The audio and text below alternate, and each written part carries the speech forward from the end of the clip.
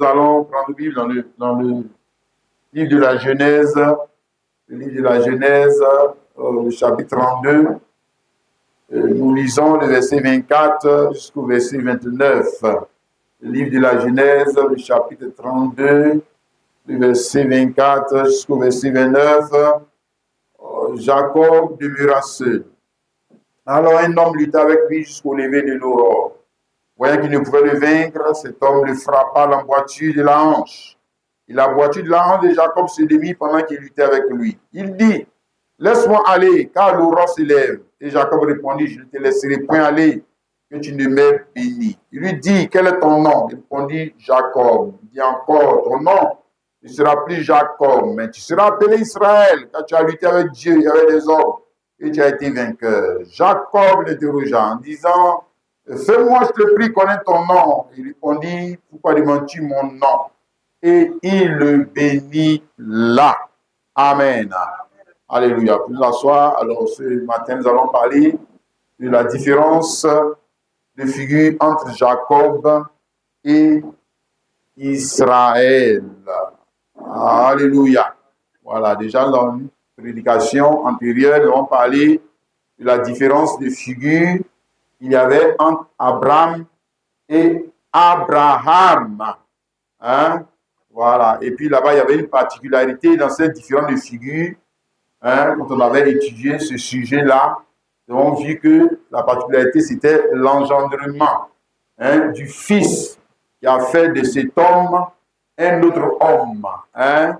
Voilà, qui a fait de cet homme le père de la foi, hein, le père de la multitude de nations. Voilà, ce n'était pas seulement Isaac, mais c'était surtout Jésus-Christ, la sémence d'Abraham, hein, par qui toutes les nations sont bénies, comme il a dit, allez faites de toutes les nations mes disciples. Alléluia. Amen. Voilà, donc là-bas, il y avait une particularité. Et ici aussi, comme nous allons le voir, il y a une particularité dans cette différence de figure. Parce qu'il y a toujours là le même homme. Hein, c'est le même homme. Mais le même homme sous deux différents noms. Le même homme sous deux différents visages. Hein, mais ici, la particularité, c'est quoi? Hein, ici, la particularité, ce n'est pas l'engendrement, hein, du Fils. Mais ici, la particularité de cette différence de figure qu'il y a entre Jacob et Israël, c'est le combat. Le combat. Alléluia. Hein, si tu veux aussi la lutte. Le combat qui lui a été imposé, hein, qui lui a été donné, hein, et qui va faire qu'il va passer de l'ancienne nature de l'ancien nom à un nouveau nom. Hein? Alléluia. D'accord. Donc, nous comprenons qu'en tant que Jacob, il y a eu un combat. Il a, on va dire, combattu. Hein? En tant que Jacob, il a combattu le combat que tout le monde combat. Hein? C'est le combat pour... Bon, tu vois, quand tu combats, tu es célibataire, tu combats pour te marier. C'est pas ça. Voilà. Tu es chômeur, tu combats pour avoir du travail. Et même quand tu as le travail encore, tu combats souvent même pour garder le travail. Ça, on voit les syndicats là. Hein? Voilà. Le syndicalisme, le gars, il travaille déjà. Voilà. Mais lui, son combat, c'est pour améliorer encore son niveau de vie en tant que travailleur. Ou souvent même son combat, c'est pour que... Parce que là, on va le mettre au chômage, on va le renvoyer. Voilà. Donc son combat maintenant, c'est pour garder le travail. OK? Voilà. Donc, au niveau de la vie, hein, je veux dire, à chaque niveau de vie, il y a un combat particulier. Il y a le combat des célibataires, il y a le combat des mariés. Hein? C'est ça, non? Voilà. Il y a le combat des policiers. Si tu es policier, il y a ton combat. Voilà. Si tu es enseignant comme notre frère, il y a son combat. Homme d'affaires, comme le frère ici, il y a son combat. Hein? Si tu es femme aussi, si tu es femme, ou bien, c'est pas ça. Si tu es femme aussi, femme au foyer, il y a son combat. Hein? Il y a son combat. Voilà, je veux dire, il n'y a pas un niveau de vie dans lequel, si tu es président, même il y a combat. Ouais. Pour arriver même présent, là, il y a son combat. Tu comprends, non? Voilà, il y a son combat. Maintenant, quand tu deviens même présent encore là, voilà, dans nos pays bizarres là, il y a un combat encore parce qu'on va t'enlever. Voilà, on va te faire coup d'état. Ils ne vont pas attendre que ton mandat finisse pour élire le président. Et là, s'ils ne sont pas contents de toi, ils vont t'enlever. Voilà, donc il y a son combat encore même pour rester au pouvoir. Maintenant, tu vois, non, quand tu prends la vie de Jacob, depuis le sein de sa maman, il avait déjà un combat que cet homme a combattu. On peut voir cela ici dans Genèse 25, verset 21 à 23. Isaac implora l'Éternel pour sa femme, car elle était stérile et l'Éternel l'exauça. Rebecca, sa femme, devint enceinte. Les enfants se heurtaient dans son sein. Et elle dit, s'il en est ainsi, pourquoi suis-je enceinte? Et elle alla consulter l'Éternel. Et l'Éternel lui dit, 2 nations sont dans ton ventre, et 2 peuples se sépareront aujourd'hui de tes entrailles. Un de ces peuples sera plus fort que l'autre, et le plus grand sera assujetti au plus petit. Donc, ça veut dire qu'on nous montre que déjà le combat, pour ce qui concerne Jacob, et pour ce qui concerne tous les Jacob, parce que le mot Jacob veut dire supplanteur, le mot Jacob veut dire trompeur. Voilà, ça nous savez. Ça, on te parle ici de la nature pécheresse, la nature de tous les hommes. Voilà, tous les hommes nés des femmes sont des vauriens. Voleurs, ainsi de suite. Son combat là, lui, son combat, c'est de prendre la chose de l'autre. C'est de prendre la place de l'autre. S'il est très fort, mais il va prendre sa femme. S'il est très, très fort, mais il va prendre son argent. Ça, son combat. Voilà, donc, Jacob, son combat depuis le sein de sa maman, c'était comme toi et moi. Hein, il y avait des spermatozoïdes qui étaient là, qui voulaient prendre ta place. Tu as combattu, tu les as dévancés, puis tu es rentré dans l'ovule. Hein? Alors, sinon, tu ne serais pas assis ici. Hein? Si tu n'avais pas. Le premier combat là, le combat de la vie, le combat vers l'ovule. Qui va rentrer le premier dans l'ovule? Tu as 3 jours. Tu serais matoniste 3 et 4 jours pour rentrer dans l'ovule. Voilà, ceux qui ne sont pas trop forts là, et ils meurent avant. Et dans les combats, eux là, ils vont sortir dans les toilettes là-bas. Voilà. C'est comme ça. Oui, si c'est comme ça, c'est le combat de la vie. Hein? C'est le combat que le Créateur lui-même a. Le combat que le Créateur même a imposé. Il a imposé aux hommes. Alléluia. Donc, Jacob, déjà, depuis le sein de sa maman, il était déjà dans ce combat-là. Hein? Voilà, vous savez un peu comment il est. Ici, on montrait un peu que dans ce combat-là, il allait prévaloir. Il avait l'emporté sur son frère jumeau qui est Ésaü. Vous voyez? Amen. Et c'est ce qui s'est passé. Vous voyez, il a emporté, je dis, dans le physique, il a emporté sur son frère qui est Ésaü parce que c'est lui qui avait reçu depuis le sein de sa maman la grâce. Hein, la grâce pour connaître l'autre combat. Ce n'est pas la grâce pour être riche. Hein. Parce que Ésaü, si on veut prendre la richesse là, Ésaü était plus riche que lui. Si on veut prendre la richesse, Ésaü était plus riche que lui. Si on veut prendre, on va dire encore, on dit le plus grand sera assujetti au plus petit. Si on veut prendre ça sur le plan littéral, c'est Jacob qui s'est prosterné devant Ésaü. Ésaü, lui, s'est jamais prosterné devant Jacob. Jamais. Hein? Je vais lire ça pour toi ici. Hein? D'abord, Genèse 33, le verset 3. Lui-même passa devant eux et il se prosterna en terre 7 fois jusqu'à ce qu'il fût près de son frère. Tu as vu ça, non? 7 fois, il s'est prosterné. Et puis maintenant, le verset 8, Ésaü dit, à quoi descendit tout ce camp que j'ai rencontré? Et Jacob répondit, à trouver grâce aux yeux de mon Seigneur. Il a appelé Seigneur. Hein? Voilà. Ésaü dit, je suis dans l'abondance, mon frère. Garde ce qui est à toi. Je suis dans l'abondance. On fait de l'argent, il faut laisser. C'est que toi, tu vas me donner la même chose. Voilà, ça peut rien me faire. Ça peut rien me faire. Donc, je te montre que si c'est sur le plan, on va dire quoi? Physique, de la prospérité physique, de la grâce physique, des choses physiques, le plus grand là, celui qui dominait là, c'était Ésaü. Hein? Voilà, mais lui dominait dans un monde où tu es riche pour un temps. Voilà, d'abord il domine. Pour lui, là, il est dans un monde où il est riche pour un temps. Il est fort pour un temps. Il est grand pour un temps. Parce que ce qu'il a là, le combat que Ésaü a fait, pour remporter, c'est le combat que tout le monde fait pour avoir des choses pour un temps. Voilà, c'est ça. Tu es marié pour un temps. Enfant, là, c'est pour un temps. Travail, là, c'est pour un temps. Maison, là, c'est pour un temps. Non, tu t'es battu pour avoir, on n'a pas dit que tu t'es pas battu. Tu t'es battu. Voilà. Souvent, tu as été plus fort, voilà, que les autres. Voilà, maintenant, les escrocs, les machins, il peut tuer l'autre, il peut... C'est le combat. C'est le combat pour, on va dire quoi, pour paraître. Le combat pour se faire un nom. Hein? Voilà, c'est le combat, on va dire, de l'homme animal. De l'homme animal. Il peut tuer son frère, il peut tuer sa femme, il peut vendre.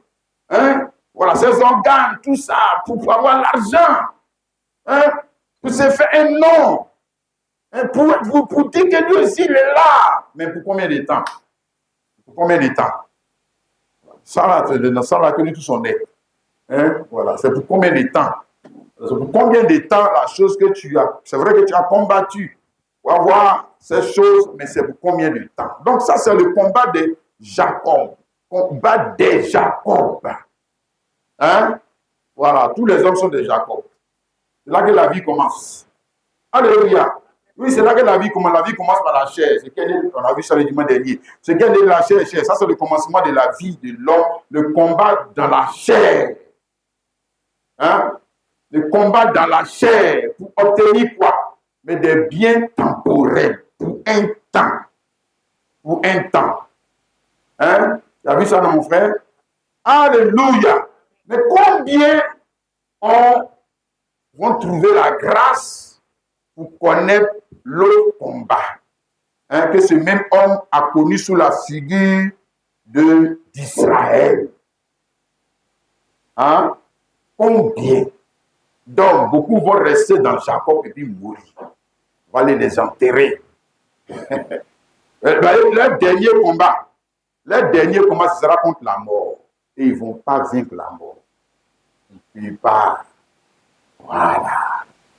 C'est là que tu vas voir que pour le combat que tu avais fait, là, tu as manqué le bon combat.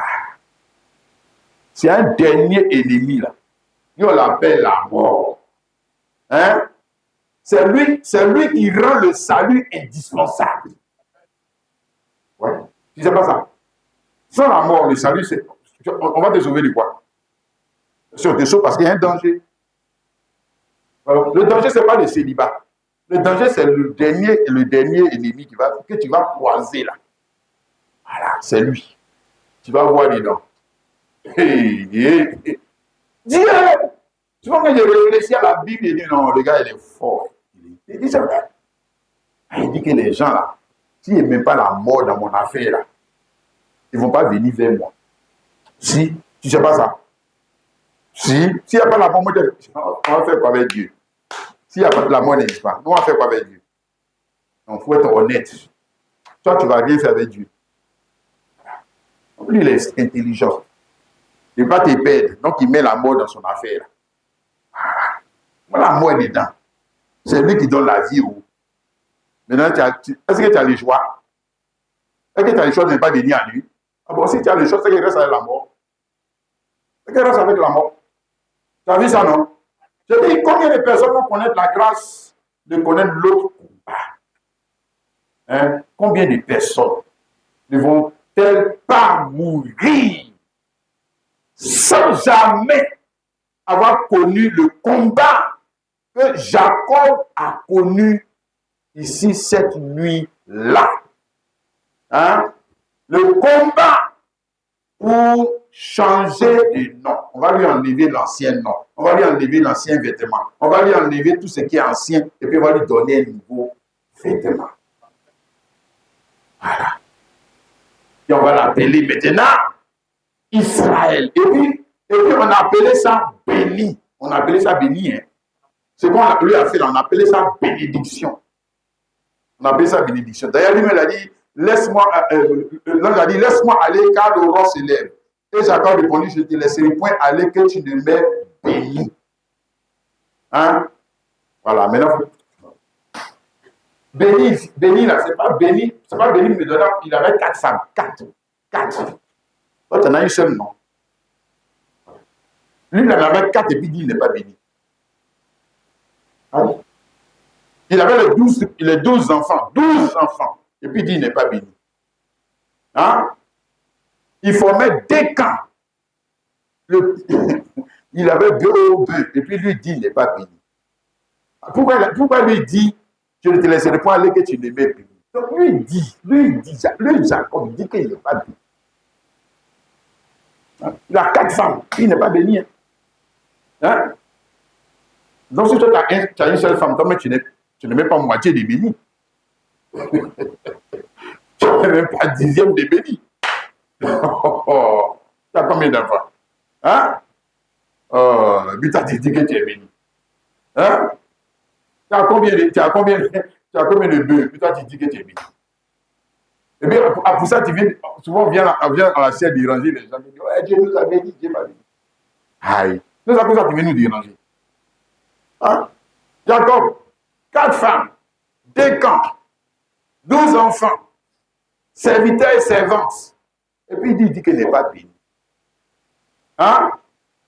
Maintenant, nous qu'est-ce que nous on appelle donc bénédiction là même?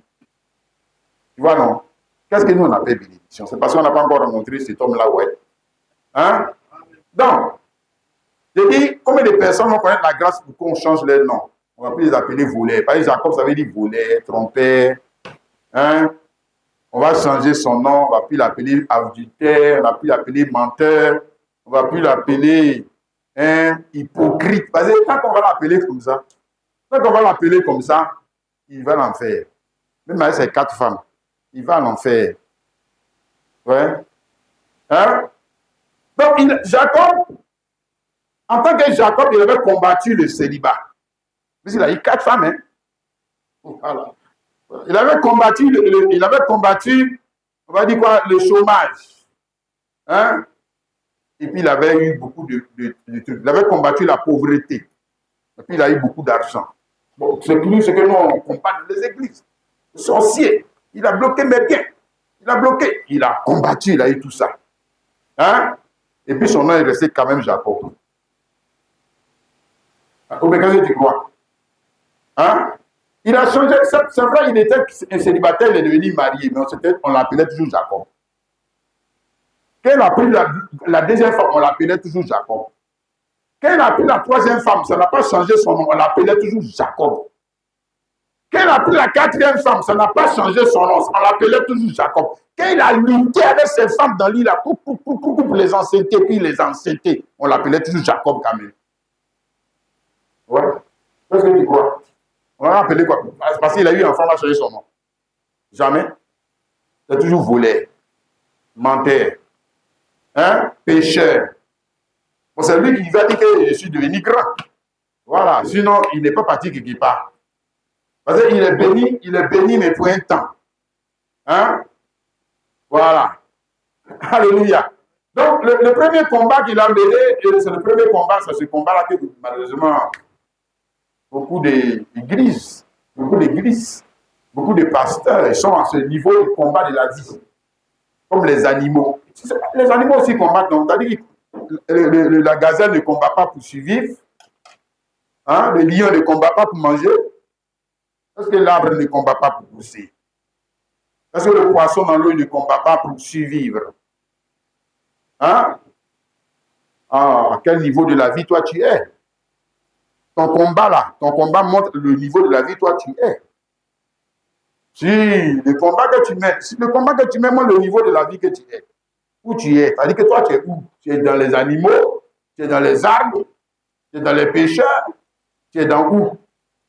Le combat que tu mènes là, ça montre qui tu es. Tu es Jacob. Hein? Mais nous, on n'est pas Israël. Voilà, pour nous, la grâce ne nous a pas été faite d'être Israël. Voilà, ben nous, on s'appelle. Nous, notre nom, ce n'est pas Israël. En tout cas, moi, je ne m'appelle pas Israël. Je ne veux pas ce nom. Non. Voilà, je veux Jésus-Christ. Voilà, c'est ça, moi, je veux. Je ne veux pas m'appeler Israël, pourquoi? Est-ce que lui-même, il était beau? Israël lui-même aussi, il était mieux que Jacob. Hein? Alors, regarde. Il n'a pas connu cette grâce dans l'enfantement de changer de nom. Il n'a pas connu cette grâce quand il a multiplié son bétail. Jamais. Son nez est resté du même. Jusqu'à ce qu'un jour, il y a quelqu'un qui est quitté au ciel pour venir. Tu as vu, non? Jacob demeura seul. Alors un homme lutta avec lui jusqu'au lever de l'aurore. L'homme l'a lu les vidéos. Hein? Quand tu lis la suite, là, tu peux voir où il est quitté. Voilà. Il n'est pas quitté dans le village de quelqu'un. Voilà, il est quitté au ciel. L'homme là, lui, il est venu du ciel. Alléluia. L'homme du ciel. La parole faite chair. Le logos. Le premier-né de toute la création. Le voici. Voilà. Quand lui vient là, les choses changent. Seigneur, pardon. Viens encore.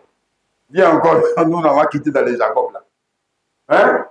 Si, viens encore, pardon. Seigneur, viens encore. Nous, on a fait notre effort, on ne peut pas changer. Pardon, viens encore. Viens encore. Alléluia. Et quand il descend, il est descendu vers Jacob. Et quand il est descendu vers Jacob, il entraînait Jacob dans un combat. Ça veut dire qu'un homme,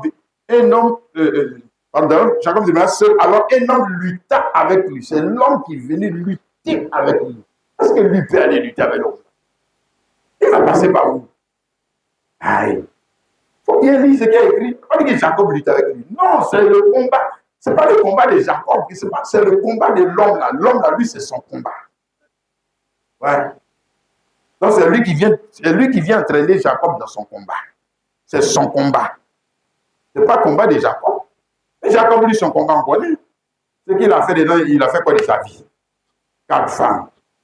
Sans compter maintenant, même dans 4 femmes là, il y a adultère dedans, même encore, même mélangé. Ah, tout ça, on connaît ce qu'il a fait. Voilà. Donc, quand le gars descend, il entraîne Jacob dans son combat. N'est-ce pas? Le combat pour changer sa vie, pour changer les choses vraiment. Là où l'argent n'a pas pu changer sa vie. Là où l'engendrement des 12 tribus a pu changer sa vie. Là où le mariage n'a pas pu changer sa vie. Il y a quelqu'un qui va venir du ciel. Lui, il va changer sa vie. Il va changer son nom. Alléluia. On ne va plus l'appeler Jacques. Il enlève le nom Jacob. Il enlève le propre qui est dans ce nom. Il enlève la honte qui est dans ce nom. Il lui donne un autre nom. Ouais. Alléluia. Amen. Il lui donne la grâce de vaincre le combat. Ici, là, qui va être vainqueur? C'est Jacob. Parce qu'il a dit, verset 28, ton nom ne sera plus Jacob, mais tu seras appelé Israël. Car tu as lutté avec Dieu, regardez, et avec les hommes, et tu as été vainqueur. Voilà. Qui a gagné le combat? C'est Jacob. Voilà. Ça veut dire que le gars, c'est que le gars est descendu, hein. Oui, parce que avec Dieu. Allez. Mais c'est qu'il est descendu. Il est descendu, mais plus bas que Jacob. C'est ce que ça veut dire. Sinon, lui, il est plus fort que Jacob. En temps normal, lui, il est plus fort que Jacob. Il est le créateur de Jacob. Mais si Jacob peut le vaincre, c'est que c'est une grâce. C'est pas, le gars n'est pas trop fort. Non. C'est une grâce. Il lui a donné de vaincre. Vaincre le combat dans lequel il y a quoi? La vie éternelle. Il y a un nom plus excellent. Il y a des choses plus excellentes dans Israël. Là. Il y a des choses plus excellentes. C'est ça. Personne ne peut entrer dans ce combat si l'homme-là ne descend pas. Personne. Personne. Et puis vaincre ce combat. Hein? Voilà, si tu lis toute la Bible, tu vas voir, chaque fois il fallait qu'il descende. Hein? Avec Moïse, je suis descendu pour le délivrer Israël de la main des Égyptiens, pour le conduire dans un pays excellent. S'il ne lui descend pas là, Moïse ne peut pas gagner. Jamais. Jamais. Hein? Et toute la Bible, du moins l'Ancien Testament, lis. Tu vas voir, c'est la même chose avec, on va dire quoi encore, Gédéon. Hein? L'ange de l'Éternel lui apparut. Dit, l'Éternel est avec toi. Va avec la force que tu as. C'est moi qui t'ai envoyé. Si lui ne descend pas là, lui, il peut faire quoi? Il faut que lui descende. Hein? Et puis tu as Shadrach, Abednego dans la fournaise ardente, non? Ils ont vaincu la fournaise ardente. Et ils sont rentrés dans la fournaise ardente, marchaient dedans même, et puis ils causaient. Hey, dans la fournaise ardente, les gens disent quoi? Mais quoi, les gars étaient trois. Maintenant, pourquoi ils sont devenus quatre? Voilà, il y a un qui est descendu là. Et quand lui descend, la situation change. Quand lui descend, il y a la victoire. S'il ne descend pas là, c'est qu'on reste du Jacob. C'est ça, il te dit, le gars, il a rendu son œuvre parfaite. Alléluia! Il a rendu son œuvre tellement parfaite qu'il est indispensable. Il est indispensable. Il n'y a pas un âge où Jacob, un homme qui est Jacob, va remporter la victoire, le bon combat, s'il n'était pas descendu. Non, ce n'est pas possible. Il faut que chaque fois il descende. Alléluia. Mais maintenant, quand il est descendu, nous avons déjà dit, et bien maintenant on va revenir bien dessus pour bien parler. La parole dit que le gars, il a combattu avec Dieu et avec des hommes et il a été déclaré vainqueur. Par qui? Mais lui-même, le juge, ici c'est le juge qui parle, l'arbitre. Donc s'il dit que Jacob a gagné, il ne faut pas venir mentir. Que Jacob n'a pas gagné. Voilà. Que c'est spirituel. Non, il ne faut pas venir nous mentir. Voilà. Il a gagné le combat. Alléluia. C'est-à-dire qu'il a humilié Dieu. C'est ça, non? Quand il lit là, il a saisi. Le gars dit, laisse-moi partir. Il ne te laisse pas partir. Il a humilié. Hein? Voilà. Il a emporté, il a prévalu. C'est lui. Hein? Et puis quand il a gagné le combat, chose maintenant extraordinaire, quand il a gagné le combat, ce n'est pas l'homme là qui lui dit, il faut me bénir. Maintenant, il faut lire, hein. Il faut bien lire la Bible là-dedans. En temps normal, c'est toi qui es plus fort que quelqu'un. Tu as fini de lui frapper. C'est que c'est lui qui te supplie. Voilà. C'est ça qui est logique. Lui doit te supplier. Hein? Bénis-moi, non, tu es trop fort. Bénis-moi, non, voilà, tu es plus grand que moi. Bénis-moi. Maintenant, toi, tu as gagné le combat là. C'est toi qui es en train de pleurer que le gars que tu as vaincu là, il n'a qu'à te bénir. Aïe. Aussi. Maintenant, tu vois, nous, on est enfants de Dieu. La Bible, c'est notre héritage. C'est pour nous. Donc, on comprend. Mais les autres, les musulmans, les autres, quand ils vont regarder ça, là, ils vont dire, oh, votre livre, c'est des bêtises. Vous dites que Jacob a frappé Dieu. Dieu. Tu ne peux pas comprendre. Tu ne peux pas. Théologien, il va venir ici, il casse sa tête. Il ne comprend pas le mystère qui est dedans. Il ne peut pas comprendre. J'aimerais que c'est un théologien. Ce n'est pas un enfant de Dieu. Enfant de Dieu, testament, le testament, c'est le testament des enfants de Dieu. C'est leur livre. Voilà. Donc, quand ils lisent, ils voient ce que le papa dit. Comprennent le langage. Jacob demande à cet homme de le bénir. Alors que c'est lui qui a remporté le combat. C'est lui qui est le vainqueur. Ça veut dire que cet homme-là, même vaincu, hein? Il est plus béni que toi. Oui, c'est ce que ça veut dire. Aïe. Même vaincu. Ici, il est vaincu. Hein? Il est humilié. Hein? Il est dépouillé. Ici, il s'est dépouillé lui-même de sa puissance, de sa force. Et puis maintenant, on l'a vaincu parce qu'il s'est dépouillé de sa force pour venir. Hein? Mais même là encore, aïe, même là encore, il peut bénir quelqu'un. Aïe. Alors là, c'est le paradoxe total. Hein? En temps normal, pour bénir, il faut être puissant. Hein? Ouais, pour bénir, il faut être puissant, il faut être riche. Il faut être riche en force, il faut être riche en beauté, il faut être riche en argent, il faut être riche. Pour bénir, il faut être riche. Il ne faut pas être pauvre. Un pauvre ne peut pas bénir. Voilà, c'est celui qui est grand. qui bénit l'inférieur. Donc si Jacob dit qu'il n'a qu'à le bénir, c'est que Jacob reconnaît qu'il est plus grand que lui. Il vient de te le dire. Que ce gars, même plus petit, il descend pas de Jacob, mais il est plus grand que Jacob. Aïe. Ouais. Si. Regarde. C'est ce qu'il a dit ici. Dans le même esprit concernant Abraham. Et Hébreux chapitre 7, verset 4 à 7. Considérez combien est grand celui auquel Abraham donna la dîme du butin.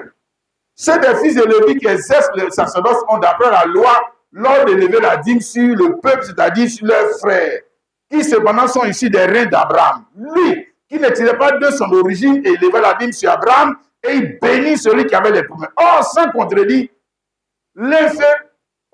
c'est sans contredit l'inférieur qui est béni par le supérieur. Or, c'est sans contredit l'inférieur qui est toujours béni par celui qui est supérieur. Hein? Mais la même idée est là-bas. Qui a béni qui? Hein? Mais c'est l'homme qui a été vaincu là. C'est lui qui l'a béni. C'est lui qui a changé son nom. C'est lui qui l'a transformé. Il lui a donné ce que son argent n'a pas pu lui donner. Jamais. C'est lui qui lui a donné. Hein? Donc c'est lui qui est supérieur. Oh, quand on regarde dans le texte, dans le contexte, mais c'est lui qui est vaincu. C'est pas lui le vainqueur. Donc c'est lui qui est l'inférieur. Même le gars qui est inférieur, même si le gars il est maltraité, même si le gars même il n'a plus de, on va dire pas de beauté pour qu'on puisse encore le désirer.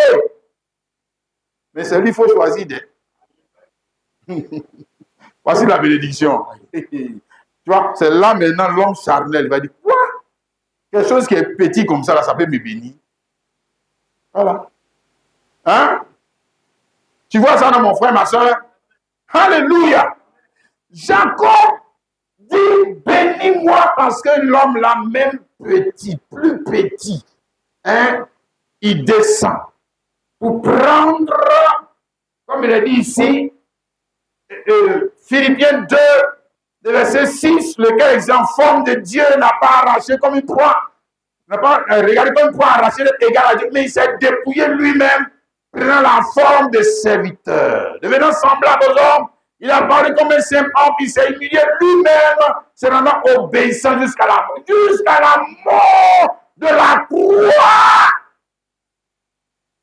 C'est là qu'il peut te bénir. Ah, tu as vu, non? Non, Dieu est grand. Non, c'est le Dieu petit humilié, c'est lui qui peut te bénir. Ce n'est pas le Dieu grand, là. Non, ce n'est pas le Dieu grand, c'est le Dieu petit. C'est le petit. Hein? Ou bien du moins celui qui semble incapable de se sauver lui-même. C'est lui qui peut te bénir. C'est lui qui peut changer ta vie, Jésus-Christ. L'homme humilié. Tu as vu ça, non, mon frère? Amen. J'ai dit que la même idée était aussi avec Abraham. Hein? On a lu là tout à l'heure, quand Abraham a rencontré le même homme qu'Abraham a rencontré, mais là, l'homme là s'appelait Melchisedec. Hein? Voilà, Abraham lui a donné la dîme du butin. Pas la dîme du revenu. Non, Abraham n'a jamais payé dîme du revenu. Abraham a payé butin, là, c'est trésor de guerre. Voilà, on ne peut pas dire loin à l'école, mais quand même, s'il vous plaît. Voilà, respectons les mots. Ce n'est pas revenu, c'est butin. Trésor de guerre, c'est-à-dire qu'Abraham allait faire la guerre pour libérer Lot, ce qu'il a eu là.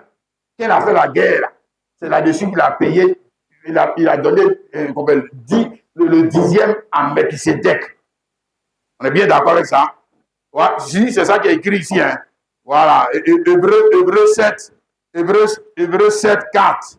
Considérez combien est grand celui auquel le patriarche Abraham donna la dîme du butin. La dîme du butin, donc, si tu dois payer dîme comme Abraham, attends d'avoir un butin. Voilà, attends d'avoir un butin. Pas un revenu, un butin. Va faire la guerre. Hein? Va piller les gens. Bon, c'est pas avec qui tu as fait la guerre aujourd'hui, puisqu'il y a un djihadiste peut-être. Parce qu'on veut te faire les choses comme Abraham. Mais donc, c'est que tu deviens djihadiste. Comment tu vas faire pour avoir tes trésors de guerre là? Hein? Comment tu vas faire? C'est que tu dois devenir un mercenaire. Hein? Un combattant de la chair. Comme Abraham. Hein? Mais l'idée n'était pas, tu vois, c'est que quand les gens regardent la Bible, moi je ne sais pas. L'idée n'était pas la dîme. L'idée était que pourquoi Abraham a donné la dîme à cet homme? Parce que Abraham a reconnu que cet homme-là était plus grand que lui. Hein? C'est la même idée qu'on a vu là-bas avec Jacob. Quand Jacob dit bénis-moi, ça veut dire qu'il reconnaît que l'homme-là, même s'il a maîtrisé vécu, il est plus grand que lui. Voilà. Alléluia. Et puis Abraham a donné la dîme du butin à Melchisedec. Et puis on dit que Melchisedec, lui, il a béni Abraham. Voilà. Maintenant, entre les deux là, qui a béni qui? Qui a béni qui? Abraham, il a donné l'argent. Si tu veux même, on a qu'à extrapoler, il a donné la dîme de tout. Donc, il y avait l'argent dedans, il y avait le bœuf, il y avait l'or, il y avait... Bon, bref, tout ce qu'il a pu acquérir. C'est pas ça? Ça, il a donné la dîme, non? L'autre l'a béni, non? Entre les deux, là, entre les deux, qui a béni qui? Qui a béni qui? Hein? Mais lui, il a béni en lui donnant quoi? Il n'a pas donné l'argent. Tu as vu? Comment dire aux enfants de Dieu? Il a changé son nom aussi.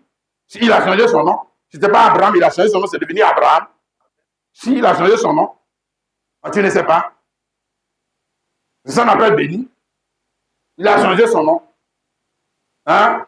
On l'appelait Baptiste, il a fait de lui un chrétien. Maintenant, il a converti maintenant. Si. Sinon auparavant, c'était un catholique et puis il a converti. C'est ça qu'on appelle béni. Non, frère, tant que tu n'es pas encore entré dans le nom excellent de Jésus-Christ, tu n'es pas béni. Tu ne peux pas de quoi, même, mon frère. Tu ne peux pas de quoi. Tu n'es pas béni. Sans que tu n'es pas rentré dans ce nom. Et comment on rentre dans ce nom? En descend de lui. C'est comme ça qu'on rentre dans ce nom. Si tu n'es pas, puisque pour même quand on regarde, pour Abraham, Jacob a demandé à connaître le nom de celui qui devait se battre. Il lui a dit qu'il ne lui dit pas. Il ne lui dit pas le nom. Hein? N'est-ce pas? Donc, en quoi il est vraiment béni? Le nom Israël qu'on lui a donné, là, est-ce que c'est ce nom-là qui bénit vraiment? Hein? Bon, maintenant qu'on vient sur son grand-père, Abraham, on lui a donné là, c'est ce nom-là qui bénit vraiment. Est-ce que c'est dans ce nom qu'il y a la bénédiction? Vous ne pouvez pas dire la vraie bénédiction. Est-ce que c'est dans ce nom-là? Non, la vraie bénédiction dans le nom de Jésus-Christ. C'est là-bas que Dieu bénit vraiment. C'est là-bas que les choses qu'eux espéraient obtenir, c'est là-bas qu'on les obtient vraiment. Alléluia. Comment on va rentrer dans ce nom?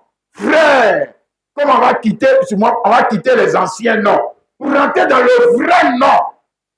Hein? Il faut aussi combattre. On va y arriver. Alléluia.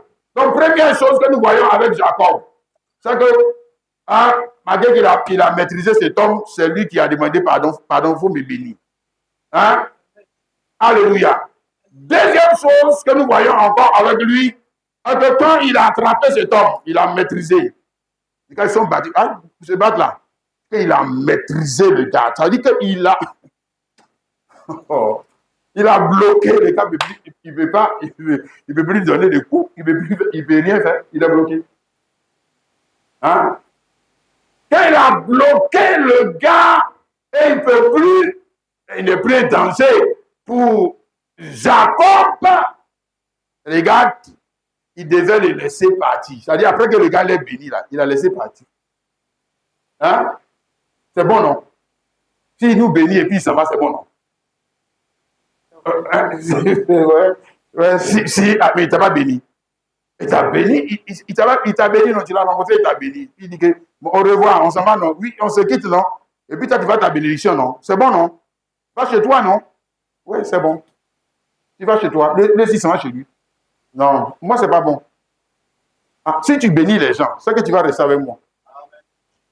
Si tu bénis. Donc, tu peux bénir les gens pour les changer les noms. C'est que toi, il a trouvé que la personne avec qui je dois rester. Ça, c'est mon ami qui est là. Ça va devenir mon frère jumeau. Mais Jacob, justement, Jacob n'a pas pu le retenir. Et lui aussi n'a pas pu rester avec Jacob parce qu'il y avait un problème qui faisait qu'il ne pouvait pas rester. Oui. C'est ça qu'on demande pour venir là. Hein? Mais le même problème, c'est tout l'Ancien Testament. Pourquoi chaque fois il doit redescendre, bénir, partir. Chaque fois il descend, bénir, partir. Chaque fois il descend, bénir, partir. Tu ne vois pas, le frère? Quand même, l'ennemi, c'est qu'il y a un problème. Il y a un problème. Ah, si c'est toi qui bénis, mais pourquoi quand tu viens, tu ne restes pas? Et puis tu bénis, tu t'en vas. Non. Hein? Ça veut dire qu'il y a un problème entre lui et puis l'homme qui fait qu'il ne peut pas rester. C'est ce que ça veut dire. Ça veut dire que le problème de la réconciliation entre lui et l'homme n'était pas encore réglé. Voilà. Ce n'est pas seulement pour Jacob qu'il est venu et puis parti. Hein? C'est-à-dire que même pour Moïse, il dit, je suis descendu pour le délivrer de la main des Égyptiens, pour le faire monter dans un autre pays. Et puis après, il est resté avec eux. Non, il est parti. Il est parti. Aïe. Et puis après, ils sont retournés encore dans le problème. Même problème qu'ils avaient eu en Égypte là. Ils sont encore retournés dans le problème. Hein, au temps des Gédéons. Et puis il est descendu encore. Hein? Tu connais l'histoire, non? Voilà. Et puis il a utilisé les Gédéons, il les a délivrés. Quel a fini de délivrer? Il est parti. Il les a laissés là-bas encore. Et puis ils ont eu problème encore. Ah, il faut lire toute la Bible. Et puis il vient. Puisqu'il a dit qu'il allait bénir, il a donné un nom. Et le nom qu'il a donné là, il ne peut jamais gagner un combat sans lui. Jamais. Jamais. Il ne peut pas. Donc il va dire Israël, tu as été vainqueur. Et puis tu vas être vainqueur sans lui. Sans lui qui t'a donné le nom. Non. Il faut qu'il descende. Tu comprends? Maintenant, pourquoi il ne peut pas rester? C'est ça que nous sommes en train de parler. N'est-ce pas, frère? Il y a le grand mystère ici de Dieu qui réconcilie l'homme avec lui-même là. Et là. Pourquoi il n'est pas resté? Pourquoi il n'est pas resté? Oh, Jésus lui dit que le Saint-Esprit doit rester. Voilà le Saint-Esprit. Il doit rester avec vous éternellement. Pourquoi il n'est pas resté ici éternellement? Pourquoi? Parce que le problème de la réconciliation n'était pas réglé. Voilà, parce que Dieu n'était pas encore réconcilié avec l'homme. Et ce que Dieu lui a pas réconcilié là, ça ne veut pas dire que Dieu ne peut pas venir et puis partir. Non, ce que Dieu lui a pas réconcilié, c'est que quand il vient, il ne va plus. C'est ça que Dieu lui a pas réconcilié. Voilà, Dieu et l'homme vivent ensemble. Dieu et l'homme ont été créés pour vivre ensemble. Parce que l'un a besoin de l'autre, l'autre a besoin de l'un. L'un ne peut pas vivre sans l'autre, l'autre aussi ne peut pas vivre sans... Non, ils se complètent. Hein? Comme mari et femme. C'est un couple. Comme un homme et une femme. Comment toi tu vas faire pour avoir des enfants sans elle? Elle aussi, comment elle va faire pour avoir des enfants sans toi? Le grand mystère est là-bas. Donc c'est pour ça que tu dois t'unir à elle. Elle aussi doit s'unir à toi. Elle ne peut pas gêner puis avoir l'enfant là. Elle ne peut pas prier puis avoir l'enfant là. Elle ne peut pas faire offrande puis avoir l'enfant. Toi aussi tu ne peux pas gêner puis avoir l'enfant là. Il faut aller chercher femme. Hein? Et puis femme aussi a besoin de toi. Hein? Le frère. De la même manière aussi, Dieu a besoin de l'homme et l'homme a besoin de Dieu. Parce que l'homme ne peut pas porter le fruit de Dieu sans Dieu. Et Dieu lui aussi pas porter le fruit, son fruit sans l'homme. Mais comment cela va-t-il se faire alors que le péché est entré au milieu d'eux? Et le péché les a séparés. Le péché a fait en sorte qu'ils ne peuvent plus vivre ensemble. Parce que si Dieu veut vivre ensemble avec les habitants dans la loi, non, il va les tuer. Hein? C'est pour ça qu'il est mieux. Il vient, il vous bénit, il s'en va. Il vient, il vous bénit, il s'en va. Il vient, il vous bénit. Mais cette situation-là même n'est pas bonne. Hein? Voilà, elle n'est pas bonne pour Dieu. Elle n'est pas bonne pour les deux parties. Hein? Parce que tôt ou tard, Jacob, un jour tu vas croiser le dernier ennemi, la mort. On va voir maintenant. Là Dieu ne vient pas. Hein? Maintenant, quand il a croisé la mort, Dieu n'est pas venu. Il est entré au séjour des morts. C'est là-bas qu'il doit attendre Dieu. Et puis Abraham aussi est rentré là-bas. Et puis tous sont rentrés là-bas. Et tout le monde est rentré au séjour des morts. Hein? Si. Et pourquoi on rentre au séjour des morts, à la cause de la mort? Hein? J'ai dit que c'est ça qui rend Dieu indispensable. Voilà, parce qu'il faut qu'il descende. Si, il faut qu'il descende au séjour des morts. Il ne peut pas, lui Jacob, Abraham, Isaac, Jacob, pour ne citer que cela, ne peut pas ressusciter. Si le gars qui est descendu ici, là, hein, ici, il n'est pas descendu dans un corps mortel, il est dans un corps immortel. Maintenant, il faut qu'il descende plus bas que ça. Il faut qu'il descende encore. Hein, ici, il était descendu, non? Mais il était dans un corps immortel.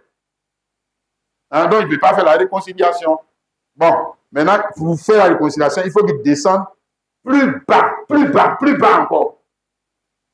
Hein? Tu vas voir. Ici, là, il va t'expliquer ça. Voilà. Il va commencer à t'expliquer pourquoi ici, là, il s'est laissé saisir par Jacob et puis il dit que Jacob l'a vaincu. Il va t'expliquer. Hein? Pourquoi il fait ça? Il y a une signification à tout ça. Il y a une raison à tout ça. Tu comprends? Ici, dans Éphésiens 4, le verset 8, il est question de Jésus-Christ qui est venu pour délivrer les captifs. C'est pourquoi il est dit, étant monté en haut, on parle de Jésus-Christ, il a amené les captifs.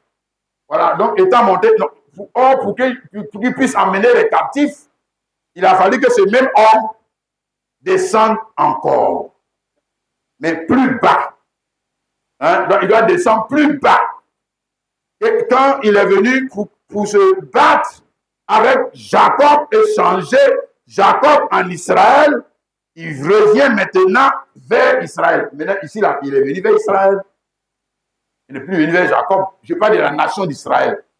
Quand il est devenu Jésus-Christ, il est venu vers qui? Ce n'est pas vers toi. Voilà, il est venu vers la nation d'Israël. Mais là, il est descendu plus bas. Parce qu'il était dans un corps mortel.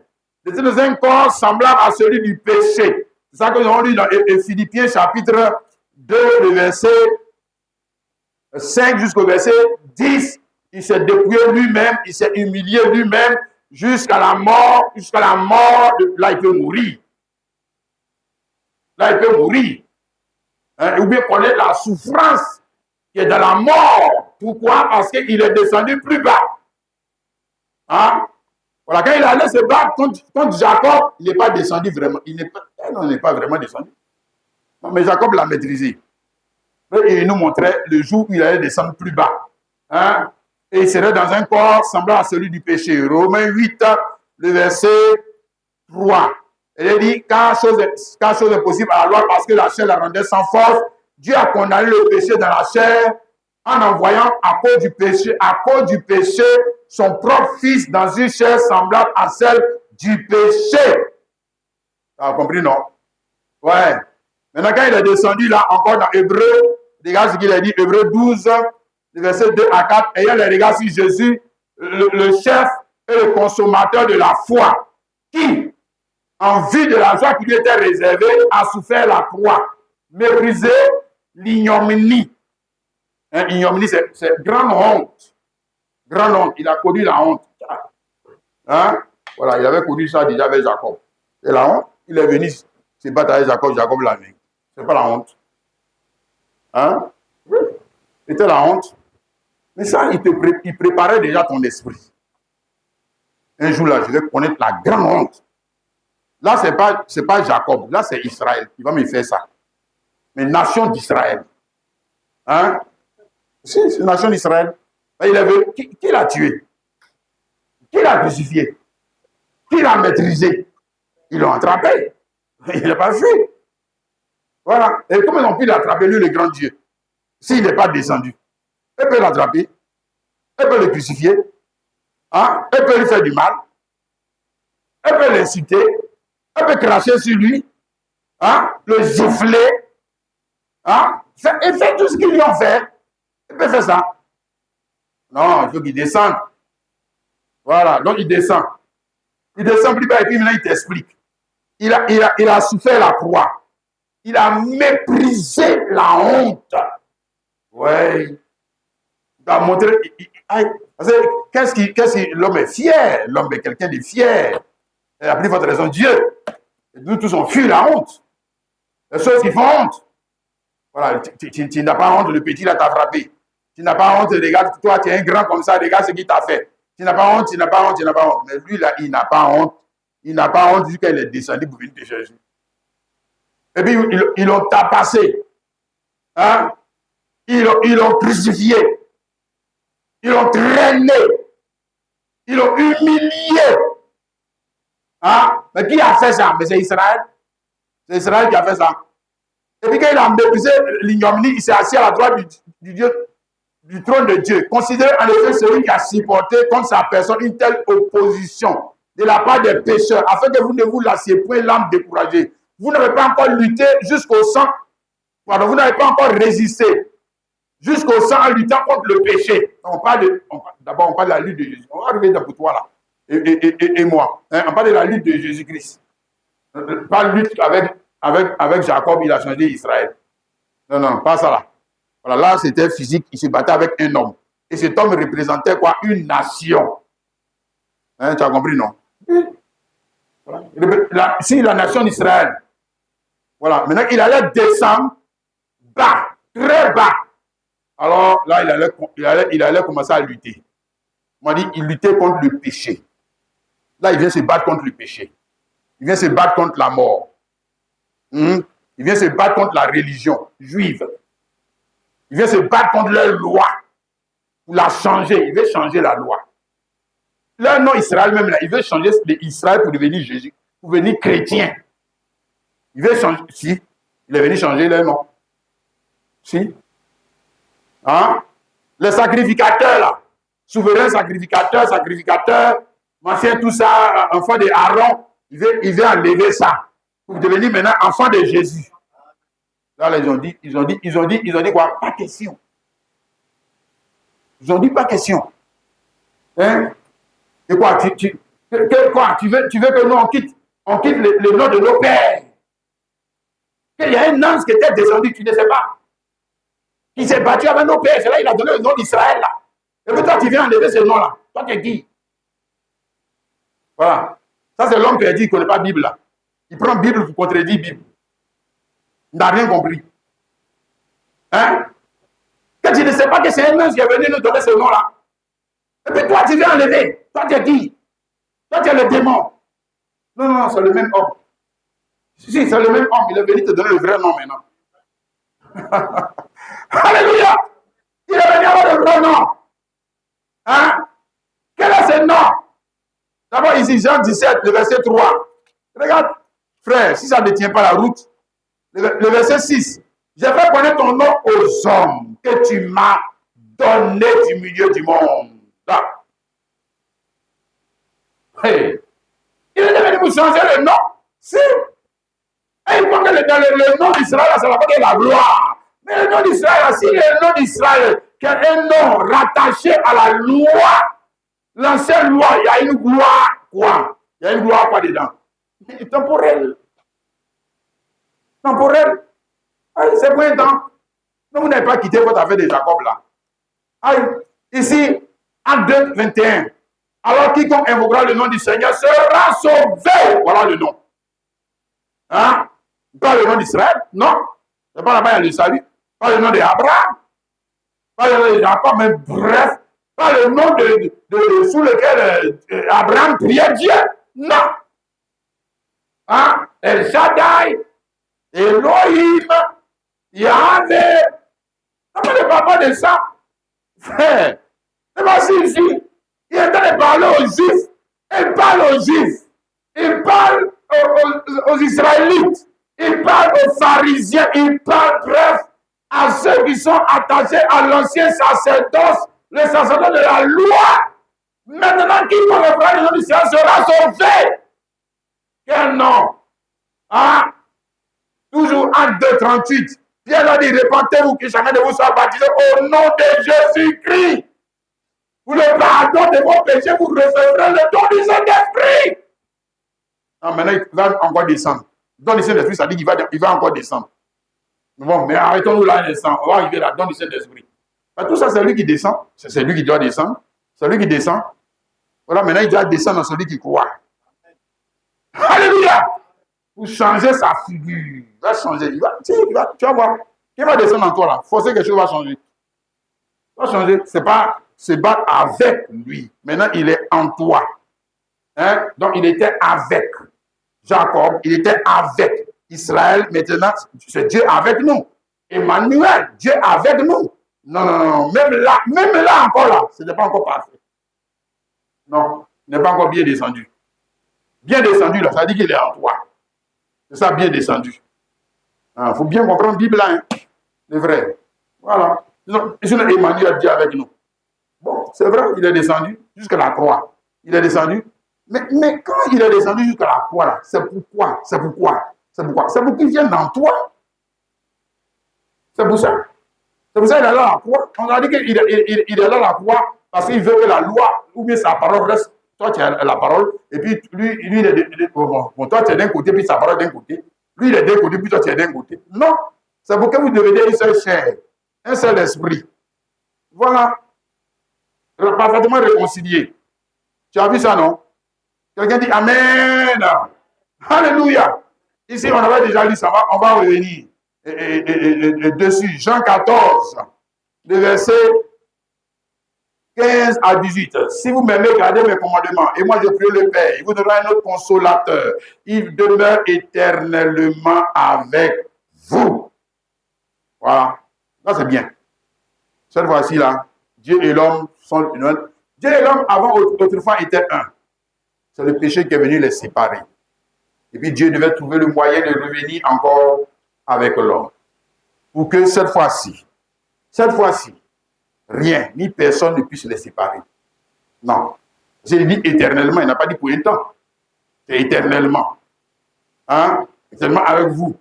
L'esprit de vérité. L'esprit de vérité, c'est la personne spirituelle de qui? Jésus-Christ. Et lui, je suis le chemin et la vérité. Voilà, donc lui, il est la vérité. C'est l'homme physique. Maintenant, quand on dit esprit de vérité, donc on parle de quoi? La personne spirituelle de l'homme là. Maintenant, cette personne spirituelle, c'est quoi? Le monde ne peut pas le recevoir. Parce qu'il ne le voit pas, parce que c'est un esprit. Et ne le connaît point. Mais vous le connaissez, car il demeure avec et il sera en vous. Je ne vous laisserai pas orphelin, je viendrai à vous. Donc maintenant, il n'y a plus à faire il n'y a pas d'orphelinat. Hein? Il n'y a pas d'orphelin. Orphelin, ça veut dire que ton père, c'est le seul père qui ne laisse pas orphelin. Le autre père, c'est pour un temps. Hein? Quand on dit orphelin, on parle de père ou de mère. Dans une famille, orphelin, ce n'est pas frère. Hein? Ton frère est parti là, tu n'es pas orphelin. Hein? Voilà. Hein? Ta femme est partie, tu n'es pas orphelin. Ton mari est parti, tu n'es pas orphelin. Ton père est parti. Voilà. Donc, quand on parle d'orphelin, ça veut dire qu'il est le père. J'essaie la note de te dire, je suis le seul père qui ne laisse pas orphelin. Pourquoi? Parce que je suis en toi. Je suis en toi maintenant. Cette fois-ci, je suis en toi. Hein? Et c'est ce combat-là qu'il était. Voilà, il fallait, pour arriver à là, c'est ce qu'il nous a montré déjà avec Jacob. Il fallait qu'il descende. Mais là, cette fois-ci, il faut qu'il descende beaucoup plus bas. Alléluia. Amen. Tu as vu ça, non? Frère, il doit descendre beaucoup plus bas. Alléluia. Donc, j'ai dit, il va lutter contre le péché, il lutte contre la loi, il lutte contre l'organisation religieuse juive. Et contre qui il a lutté? Ce n'est pas contre eux. C'est eux qui l'ont crucifié, non? C'est pas eux qui l'ont maîtrisé. C'est pas eux qui l'ont humilié. C'est eux. Donc, il est en train de lutter contre eux. Bon, il luttait pour faire quoi? Pour les changer. Et ils ont dit, pas question. Aïe. Oh. Ils ont passé en théologie. Il a dit qu'il y a un ange qui était venu donner le nom. Lui, il est qui même? Nous, on a vu, il est né ici, là. Il n'est même pas un ange. Il n'est même pas un ange. Et il veut venir changer notre nom, nous a donné. Joli nom Israël. Aïe. Le théologien, même, nous a donné d'autres noms encore. Pharisien. C'est un peu comme aujourd'hui la catholique. Hein, Assemblée de Dieu. Base dans les églises chrétiens, base dans il veut dire quoi même? Les chrétiens, Assemblée de Dieu. Qui veut dire quoi? Tu veux nous dire quoi même? Ah, Ah, le frère, tu veux nous dire quoi? Ah, faut dire bien Bible la tête. Frère, on te parle de quoi? Quand il est descendu, plus bas, plus bas, plus bas que tous les hommes, il s'appelait comment? Il t'a venu te donner quel nom? Il est venu pour que tu portes quel nom? Ah, les frères, on nous dit ici que toutes les familles dans le ciel et sur la terre portent le nom du Père. À cause de cela, je fléchis les genoux devant le Père, duquel tire son nom toute famille dans le ciel et sur la terre. Mais le Père en avait comment? Ah, on connaît le nom qui est au-dessus de tout nom, mon frère. Ce n'est pas le nom d'Israël. Jamais. Ce n'est pas le nom d'Élohim. Non. Hein? Ce n'est pas le nom de Yahweh Tchikenu. Jamais. Ce n'est pas le nom d'Abraham. Ce n'est pas le nom sous lequel il s'est révélé à Abraham. Mais le nom sous lequel il s'est révélé à nous, sous la forme et la figure d'un homme, et, comme on va dire quoi, mortel. Mortel, un homme humilié. Hein? Tu as vu ça, mon frère chrétien? Amen. Alléluia. Afin de nous faire entrer dans la nature divine. On va y arriver tout à l'heure. Bien, mais maintenant, je vais te montrer quelque chose. Frère, hein? Il y a une différence de figure. Ici, quand il est descendu pour se battre avec Israël, l'homme Israël. Hein? Voilà. Et puis, on a vu, il a changé son nom. Et quand il est descendu pour se battre avec l'homme Israël et qu'il a changé son nom, l'homme Israël l'a maîtrisé. On a vu ça, non? Hein? Il a vaincu. Il a humilié. Alléluia. Et quand il a fini de l'humilier, il ne s'est pas moqué de lui. Voilà, ça c'est un enfant de Dieu. Tu as vu, non? Jamais il ne s'est pas moqué de lui. Jamais. Jamais. Tu n'as pas dit que tu es Dieu. Voilà, maintenant, moi, il t'ai maîtrisé. Tu n'as pas dit que tu es fort. Genre, tu es un petit Dieu. Vous avez dit que tu ne vaux rien. Non. Il a supplié. Hein, dans le livre d'Osée, je ne sais pas, Osée, chapitre 12, là-bas. Il a supplié, il dit, pardon, vous me bénir. Il a pleuré.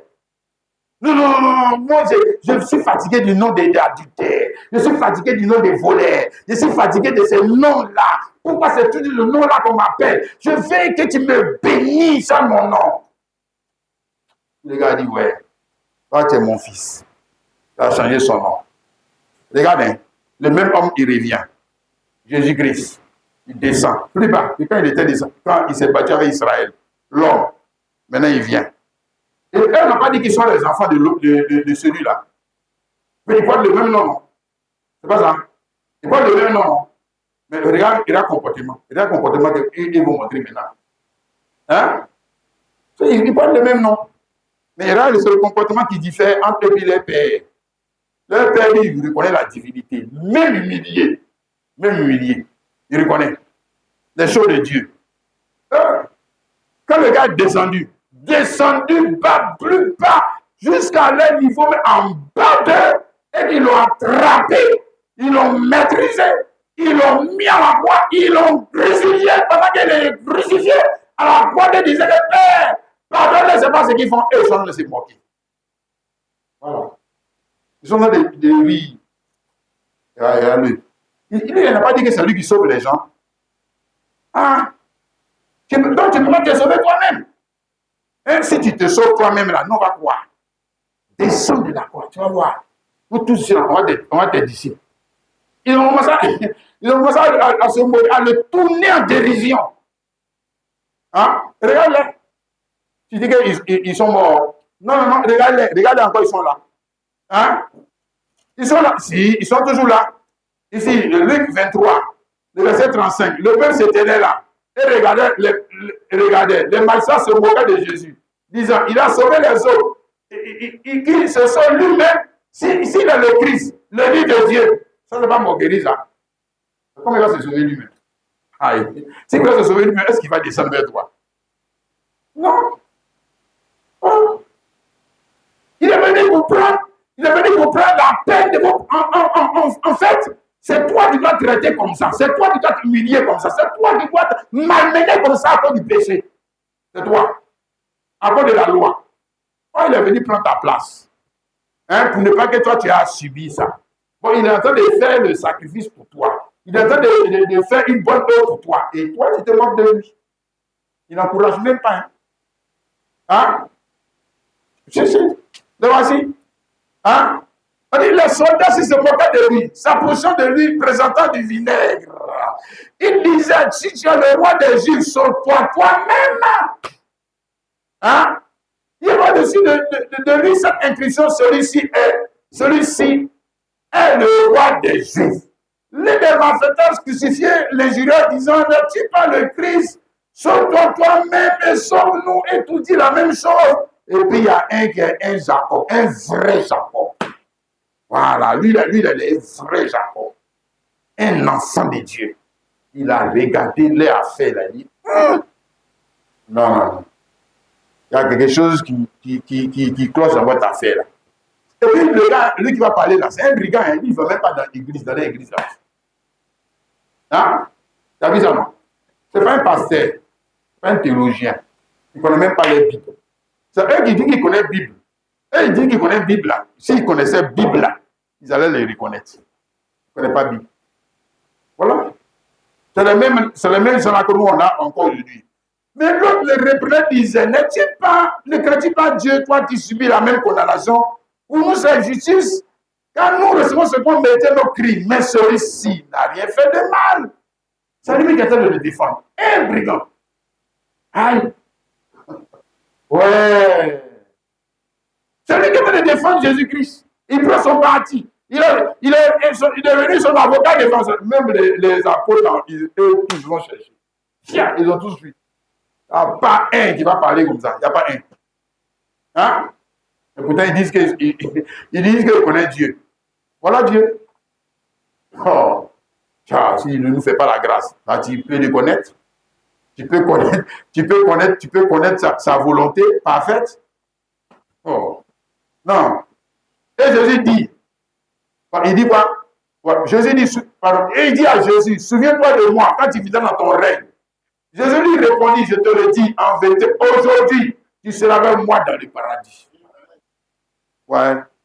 C'est-à-dire, lui là, son nom a changé, non? Ouais, lui, son nom, on ne peut plus voler. Il sera au paradis. Voler, on n'a pas au paradis. Voilà. Donc, on ne peut plus voler. Lui, son nom a changé. Mais les autres qui disent qu'ils n'ont pas volé, là. Les autres qui disent qu'on ne les appelle pas volés, là. On les appelle des saint hommes, là. Regardez les comportements. Regardez. Ils ne savent pas reconnaître les choses de Dieu. Hein? Est-ce qu'il peut reconnaître Dieu dans les jours? Non, il est toujours humilié. Qu'est-ce que tu crois? Dieu est toujours humilié. Par qui? Mais par ceux qui disent qu'il porte son nom là. Ce n'est pas les païens qui le tuent, c'est Israël. C'est Israël, s'il te plaît. Hein? Il dit qu'on a une Bible. Mais c'est eux qui l'ont crucifié. Pendant que lui, il est venu pour changer leur nom, pour qu'ils n'ont pas quitté l'Israël pour devenir maintenant chrétien. Et il ne veut pas. Voilà. Mais c'est la même chose, le message de ce temps de la fin. C'est qu'ils n'ont pas quitté dans les noms qui se sont donnés pour revenir à la part. D'autres même, on leur pas du baptême au nom de Jésus. Il ne veut pas. Hein? Il m'a dit que non, lui préfère aller en enfer que les baptêmes au nom de Jésus. Un chrétien. Il dit des choses comme ça. Nom de Jésus. Ouais, si ce n'est pas les mêmes ingrédients qu'on a encore. C'est ça? Et ça fait quoi? Non, mais on dit qu'il faut prendre le nom. Change le nom. Reconnais le nom. Dans lequel il y a la bénédiction. Et tu dois recevoir ce nom. Et que tu vas recevoir ce nom normalement, si tu l'as reçu par la foi, hein, ton mêlée, toi aussi, a changé. Ah oui? Alléluia. Sans dépasser, celui qui est en Christ devient une nouvelle créature. N'est-ce pas? Amen. Et comment savoir qu'il est une nouvelle créature? Parce que son combat n'est plus le même. Tu passes aussi, si tu changes de combat, ton combat change. Hein? Non, tu ne peux plus avoir le même combat. Ah, il y avait le combat de Jacob. On a arrivé.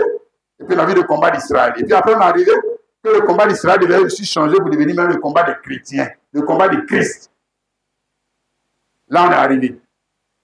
Hein?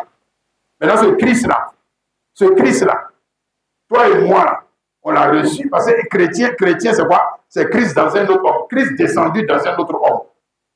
Pasteur, c'est Christ descendu dans un autre homme.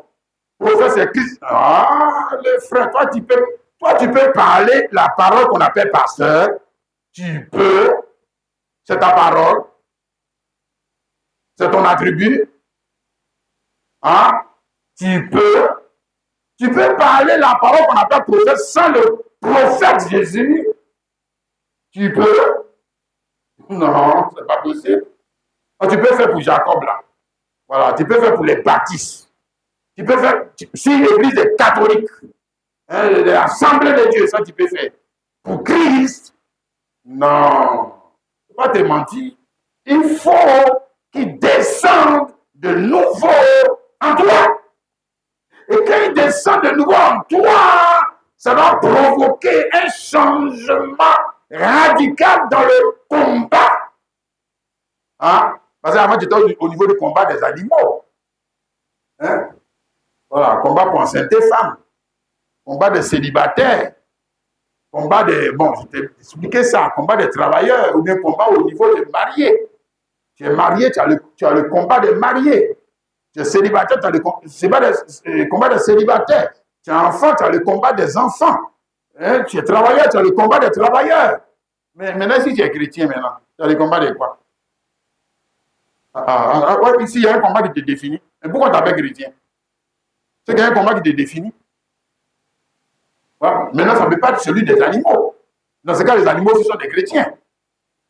Ça ne peut pas être celui des arbres. Dans ce cas, les arbres sont des chrétiens. Ça ne peut pas être celui de tous les hommes. Parce que tous les hommes ne sont pas des chrétiens. Voilà. Maintenant, il y a le combat des catholiques, il y a le combat des baptistes. Voilà. Et là, nous, on connaît les combats. Mais ce n'est pas de ça qu'on parle. Voilà, le combat du chrétien ou le combat de Christ dans un homme en qui il est descendu de nouveau. Alléluia. Pour l'entraîner dans son combat. Là, on voit la différence. Hein? Peut-être avant son combat, c'était pour chercher les femmes. Voir chercher les femmes des hommes. Son combat, c'était de prendre l'assaut des gens. Son combat, c'était de mentir. Hein? Son combat, c'était de chaque samedi, il faut qu'il ait chauffé. Ça, c'est son combat. Hein? Bon, maintenant, tu vois, non, nous sommes ici, là, si je dis qui n'est pas chrétien, personne ne va lever la main. Bon, maintenant, ton combat, là, ça te différencie des autres. Hein? Ah, parce que c'est ça. Est-ce que ton combat te différencie des autres? Est-ce que ton combat te fait de toi un homme particulier, une femme particulière? Et ton combat, ce n'est plus maintenant de montrer tes fesses pour séduire les gens, montrer tes seins, pour séduire les gens. Ton combat, ce n'est plus que quand tu passes. Pourquoi les garçons ne me regardent pas? Depuis que moi je passe, il n'y a même pas un garçon qui m'a dragué. C'est pas ça ton combat. Il te drague, c'est pas ça ton combat. Non, toi, tu es quitté dans ce genre de combat-là. Hein? Voilà. Ton combat doit être celui de Christ.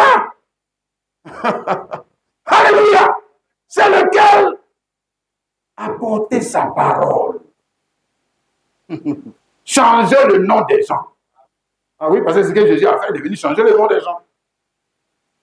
Changer le nom des pécheurs.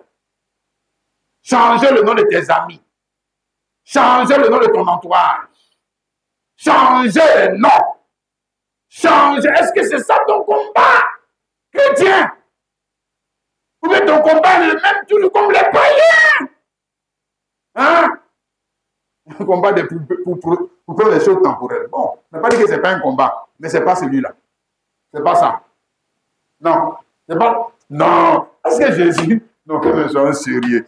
Jésus avait besoin de descendre bas. Ils vont le piétiner. Hein? Pour que toi, ton combat, c'est pour posséder le monde. Aïe. Et toi aussi. Oh non. Non, sérieux. Philippiens 1, le verset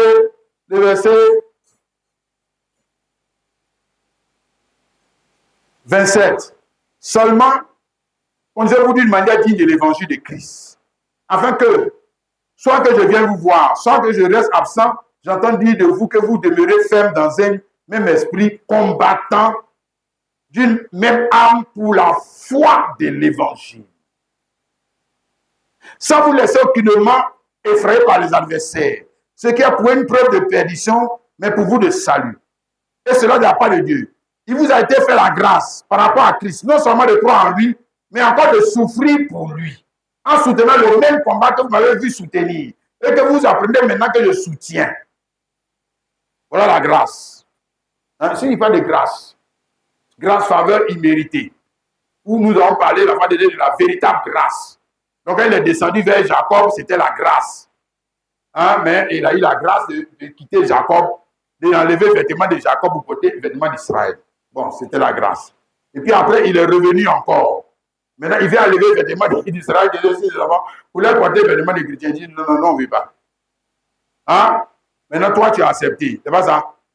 Si, tu as accepté qu'on enlève les vêtements des Baouli. Ou bien, tu n'as pas encore accepté. Il ne faut pas enlever les vêtements des Baouli. Quoi, les vêtements de mes parents? Ou bien, tu veux pas qu'on enlève? Il ne faut pas enlever les vêtements des Ivoiriens. Il y a quelque chose, il y a quelque chose en toi qui t'identifie à un Ivoirien. Si, il y a un habit que tu as porté. Il y a une conception de la vie que tu as qui fait qu'on t'identifie. Non, on dit que c'est un policier. On dit que c'est un si. Il y a quelque chose.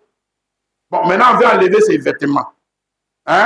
Pour te porter les vêtements, le même vêtement que Christ. Tu es d'accord? Mais c'est ça, changement de nom. C'est changement aussi de vêtements. De revêtement. Pour te porter notre vêtement. Ce vêtement-là, il y a son fruit. Ça s'appelle la grâce. Ça veut dire les chrétiens. Ou bien c'est un pommier. Ou bien c'est un oranger. Parce qu'il y a son fruit. Donc le combat que le pommier fait pour porter du fruit des pommes. Ou le combat que le manguier fait pour porter des fruits des mangues. Bon, maintenant, tu es chrétien. C'est ton quoi qui est chrétien? Et pourquoi que non? C'est qu'il y a un combat pour porter son fruit. C'est ça. C'est ce qu'il appelle la grâce qui vous a été faite. Non pas seulement de croire en lui, mais de souffrir pour lui. Parce que dans ce combat-là, il y a une souffrance. Dans quel combat il n'y a pas de souffrance? Même pour aller à Sainte-Femme, il n'y a pas de souffrance. Il y a souffrance. Parce que tu rentres dans le combat avec elle. Et puis si elle aussi, elle a été enceinte, ça dit que ta sémence est descendue, rentrée en elle. Ça va faire quoi? Ça va provoquer un combat puisqu'elle est enceinte. Quelle femme qui est enceinte qui n'est pas en combat? Le frère, toi aussi. Toi, sérieux? Donc elle doit porter le fruit de son mari. Ou le fruit de la sémence de son. Elle doit rendre son mari père. Pour qu'il soit glorifié. On dit, elle-même devient mère. Et puis on va commencer à chanter. Le frère. Maintenant, lui, il est descendu. Il est venu vers toi. Pour une réconciliation éternelle. Les frères, où sont les fruits? Vous étiez dans le vrai combat. On voit fruits. Donc, fruits pour gagner les âmes. Fruits pour porter les fruits, même les fruits. Pour porter les fruits de l'esprit, il y a combat. Il y a combat. Il y a combat avec la chair qui ne veut pas. Voilà. Donc, toi, tu as quitté, quand il rentre en toi et toi en lui, il y a une transformation qui fait que toi, tu as quitté un combat. Le combat de quoi? Le combat de la quoi? Pour satisfaire la chair. Ça aussi, c'est un combat. Si la chair, par exemple, tu es un alcoolique, ton combat, c'est l'alcool. Tu es un tabagiste, ton combat, c'est le tabac. Tu es quelqu'un qui est un adultère, ton combat, c'est l'adultère. Tu es quelqu'un qui est une prostituée, ton combat, c'est la prostitution. Ton combat, c'est aller chauffer. C'est ça ton combat. Tu as dit quoi? Ça comment? Le frère, même si on dit qu'il tombe des cordes, même s'il tombe des cordes, il pleut même. Si ton combat, c'est pour aller faire du thé, mais tu vas sortir sur la pluie. Qu'est-ce qui peut t'arrêter? Qui peut t'empêcher? Même si l'ange de l'Éternel t'apparaît, il va t'arrêter. Ah, quand même. On connaît ces choses, nous, on a tous été païens. Il ne faut pas que quelqu'un va venir nous mentir. Alors tu vas escalader. On n'a qu'à fermer la porte. Barricader Jéricho. Tu vas sauter la clôture pour partir. Oh, ton combat. Ton combat, c'est pour aller satisfaire l'homme charnel, Jacob. Pour aller faire les désirs de Jacob. Dans le combat, là, il y a d'autres qui perdent leur vie dedans. Il se va faire accident, il meurt. On en fait. C'est son combat. Voilà, l'autre prend maladie dedans, il meurt. Il est mort dans son combat. Mais ce n'est pas un combat de gloire. Tu meurs dans ça, il n'y a pas de gloire. Voilà. Tu meurs comme un poulet, comme un mouton, comme un animal. Bon, tes frères en Christ. On dit frère en Christ. On t'a connu, on va aller, funérailles. Mais où est la gloire pour toi? Il n'y a aucune gloire dedans. Mais si tu meurs en Christ, c'est ce que Paul est en train d'expliquer. Si tu meurs en Christ, parce qu'en Christ, on a vu les pierres, on a vu les gens, on a vu les trucs. Quand Christ est rentré en eux, ils ne sont pas allés en haut. Hein. Ils sont venus en bas, et en bas, en bas, en bas. Il y a d'autres, on l'a crucifié, la tête renversée. C'est ça. Est-ce que Christ ne va pas rentrer en toi et puis on dit il va en haut? Non, pourquoi tu vas en haut? Lui, il est descendu et toi, tu vas aller en haut. Non, c'est que tu descends aussi avec lui. Voilà. Tu t'humilies devant la parole pour porter son fruit. Mais autrement, c'est que ce n'est pas possible. Voilà. Tu t'humilies. Donc, tu vas t'abaisser.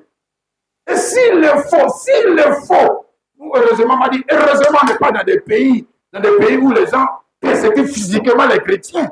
Mais si tu es dans un pays comme ça, mais c'est que tu t'humilies. Tu vas faire quoi? Tu vas là en haut. Quel en haut?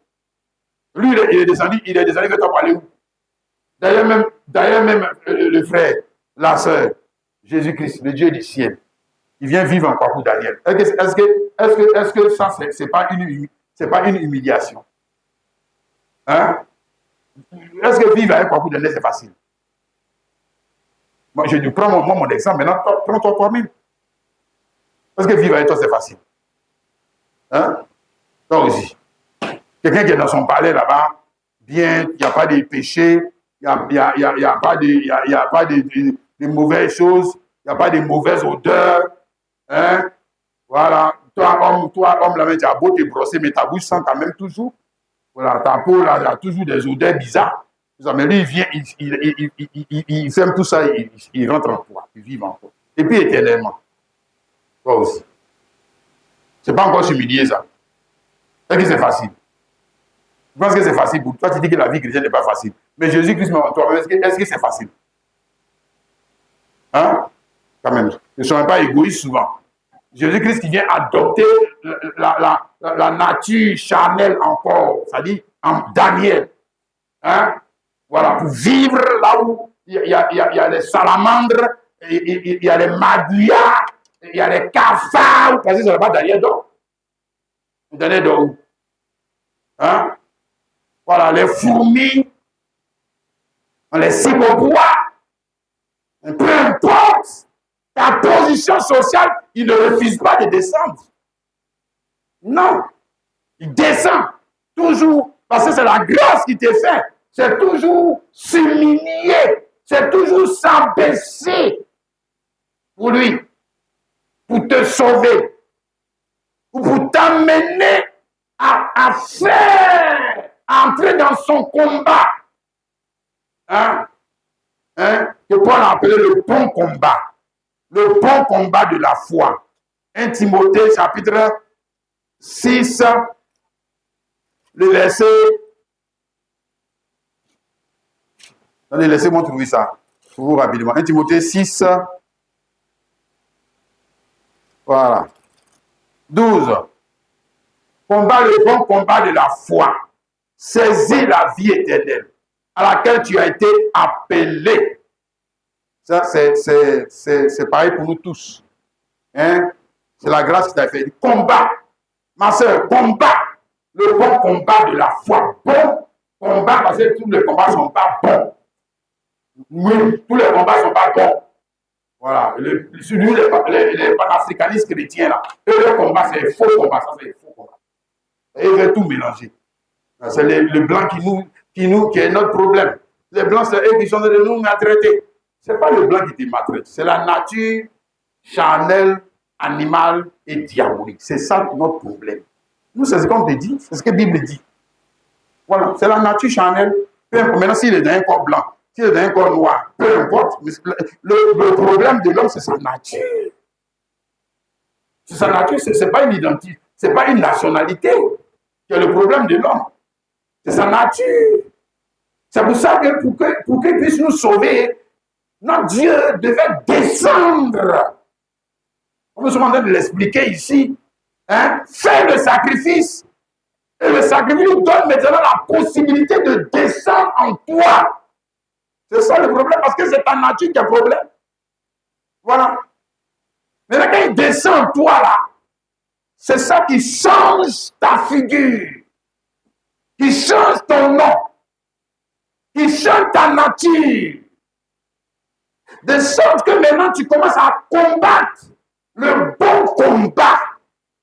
Voilà. C'est plus ta soeur, c'est pas ton frère, c'est pas ton mari, c'est pas... Non. Non.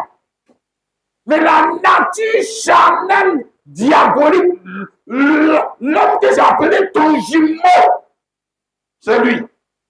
Éphésiens 6, 12 dit encore, notre ennemi, c'est quoi? L'esprit méchant. Bon combat, c'est-à-dire qu'on combat réellement le vrai ennemi, c'est le vrai ennemi. C'est lui l'ennemi. C'est lui.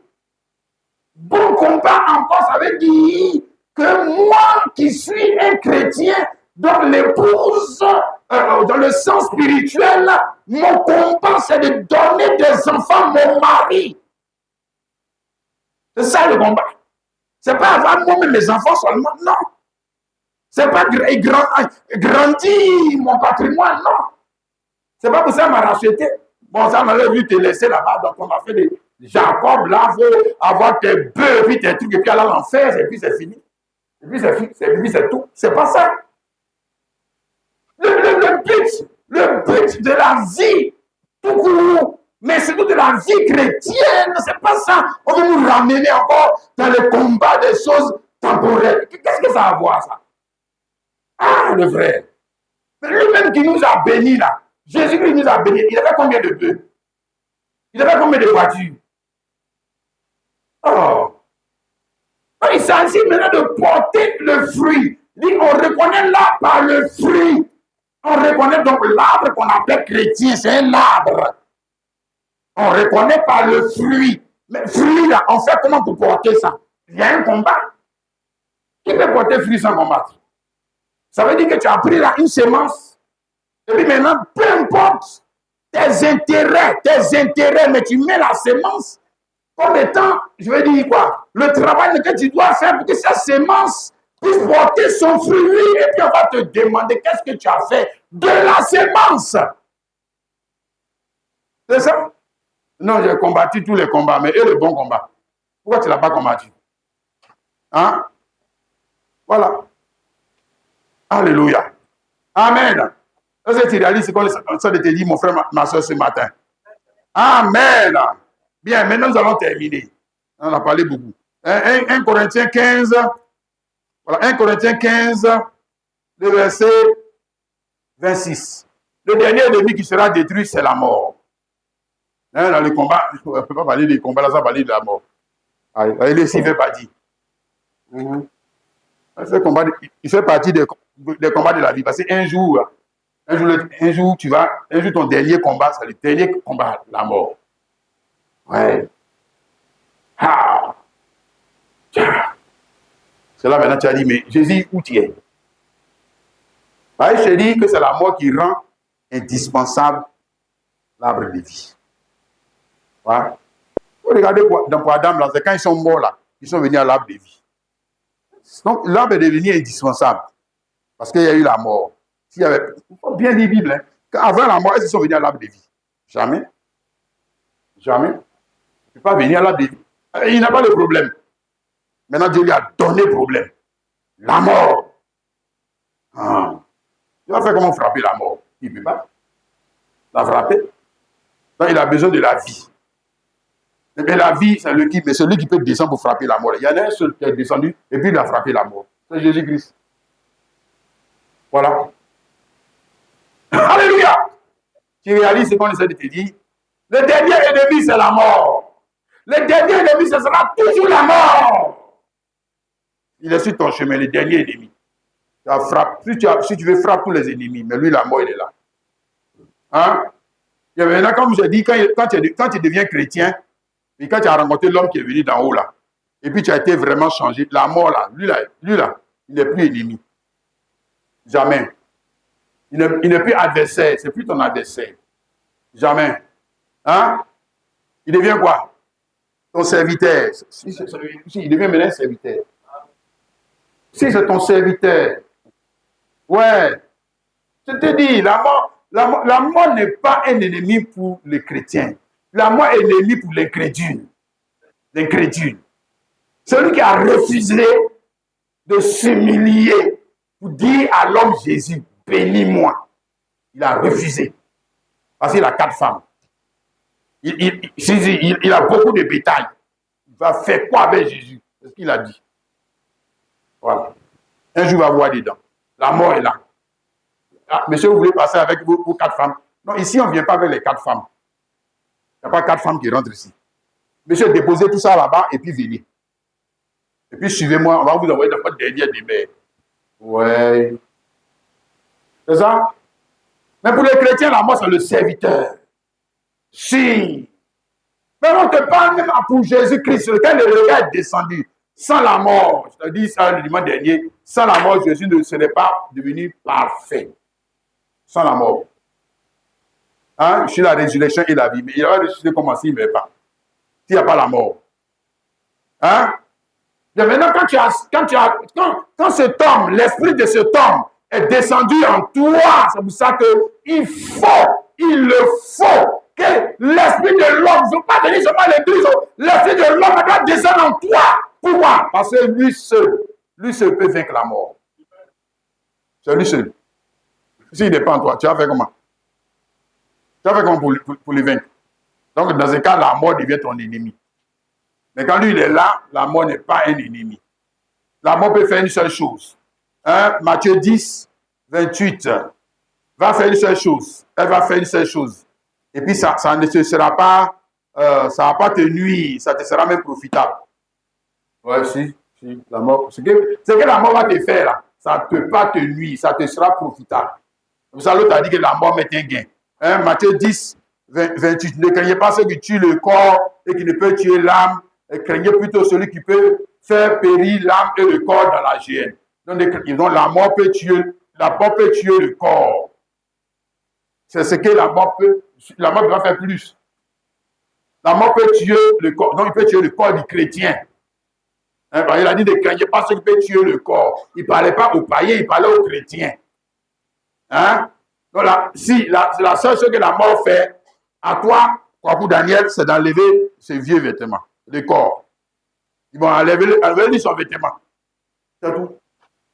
Hein? Voilà. Pour que l'homme intérieur là, puisse paraître.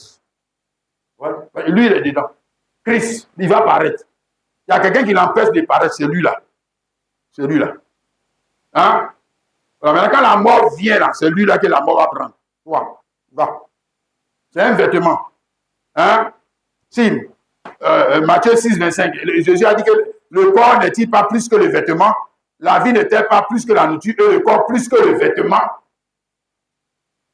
Hein? Le corps que tu as, c'est un vêtement. Vêtement pour vivre dans un environnement. Vêtement pour vivre dans une position. Vêtement même veut dire position. Hein? Voilà, c'est pour ça que quand Joseph sort de prison, on doit lui changer le vêtement. Hein? est le type de quand toi aussi tu vas sortir de quelle prison, comme vous Daniel. Voilà, lui là, il t'a mis en prison. Ouais.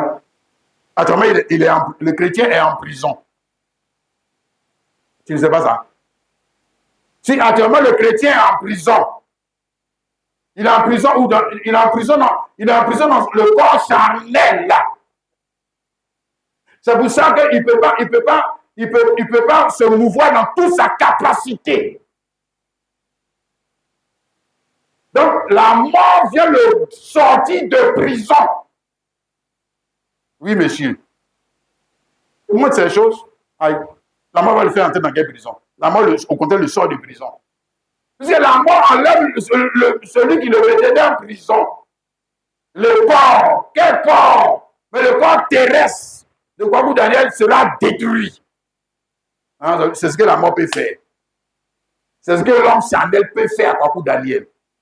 Hein? Exagérons même la chose. C'est ce que le sorcier peut faire à Kwaku Daniel. Exagérons encore la chose. C'est ce que le diable peut faire à Kwaku Daniel. C'est tout. C'est tout. Il ne peut pas faire plus. Il peut détruire le corps. Et je dis que ne craignez pas. Ce qui peut détruire le corps, il peut détruire le corps. Il a détruit le corps. Non, il ne faut pas mentir. Le diable a détruit le corps. Le diable et les enfants d'Israël ont détruit le corps de Pierre, de Paul, les apôtres, ont détruit leur corps. Hein? Ce n'est pas détruire l'esprit. Ce n'est pas possible. Ce qui est de l'esprit. Donc, ils les ont libérés. Et ils croient qu'il est en train de me faire du mal. Non, tu es en train de me libérer, de me délivrer de ce vieux vêtement. On dit, enlevez-lui ses vêtements. C'est ce que l'ange a dit. Il dit, la mort va lui enlever les vêtements. Enlève le vêtement de mon enfant, là, il va venir. C'est ça, non? Tu as vu ça? Les types sont là, c'est parfait. Tu regardes pour Joseph, tu vas voir les types sont parfaits, ils sortent des prisons, on enlève les vêtements. Il va au palais, maintenant on là-bas encore, on enlève les vêtements. Encore, on lui porte maintenant fais-les. Fais-les. Voilà. Mais pour lui, c'était temporel. Hein? Parce que l'homme, le vrai homme n'était pas encore descendu du ciel. Mais pour nous, le vrai homme est descendu du ciel. N'est-ce pas? Donc déjà, le fin est là. Il est là. Si, il est déjà là. Il est déjà là. Si le fin est déjà là, si Christ est en toi, c'est que le fin est déjà là. Ce n'est pas une affaire de t'aimer, tu auras. Non, c'est déjà là. Mais qu'est-ce qui nous empêche de voir? Qu'est-ce qui nous empêche de voir? C'est le vieux corps là. Le vieux corps qu'on chérit tellement là. C'est lui. C'est lui qui bloque.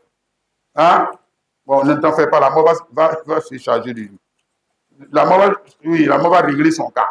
Ici, Apocalypse 19, le verset 7. Rejoins-nous et soyons dans l'allégresse et donne-lui gloire, car les noces de l'agneau sont venues et son époux s'est préparé. Il lui a été donné de se revêtir d'un fin éclatant et pur, car le fin sont les œuvres justes des saints. Elle ne s'est pas préparée au ciel. Voilà. Elle n'avait pas le vêtement au ciel. Non, elle avait le vêtement sur la terre. Tu as vu, non? Voilà, maintenant, quand l'enlèvement arrive ou la mort arrive, maintenant, il y a quoi? Dévoilement de l'identité intérieure de l'homme intérieur. Il paraît maintenant. Alléluia. Il paraît parfaitement. Frère, on va lire ce dernier passage.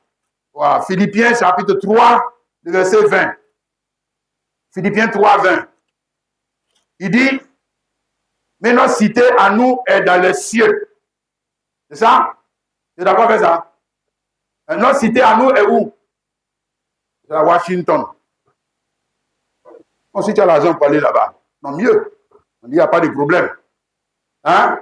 Voilà, mais ce n'est pas là-bas notre cité est. D'où nous attendons aussi notre Seigneur, comme sauveur, le Seigneur Jésus-Christ, qui transformera le corps de notre humiliation. C'est quel corps? Et lui, il appelle ça corps d'humiliation. C'est quel corps? Qui transformera le corps de notre humiliation. Donc, s'il y a un corps qui est appelé corps de notre humiliation, C'est lui que tu vois là. Quand tu me regardes, le corps que tu vois là, c'est le corps de l'humiliation. C'est lui. Voilà, le vieux vêtement qui est en train de se rider là. C'est lui avec ses maladies qui sortent partout, pour t'humilier, pour te rendre même ridicule là. C'est pas un corps d'humiliation ça. Oh, tu m'appelles ça corps de gloire. Quel corps de gloire?